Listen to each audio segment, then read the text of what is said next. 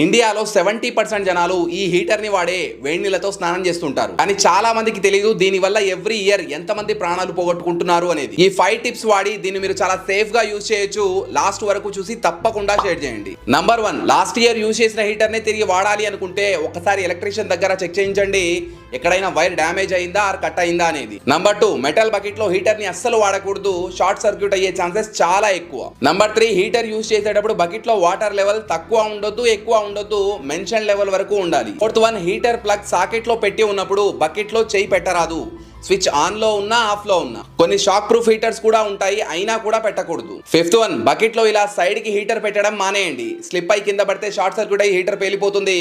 ఒక కర్ర సహాయంతో ఇలా మిడిల్ లో ప్లేస్ చేయండి. ఇంకోటి చాలా చాలా ఇంపార్టెంట్, మీ ఇంట్లో చిన్న పిల్లలు ఉన్నా లేదా పెట్స్ ఉన్నా వాళ్ళని ఈ హీటర్ కి దూరంగా పెట్టండి. చలికాలంలో హీటర్ లేని ఇల్లంటూ ఉండదు. సో అజాగ్రత్తగా ఉండి ఎవ్వరి ప్రాణాలు పోకుండా ఉండాలంటే ఈ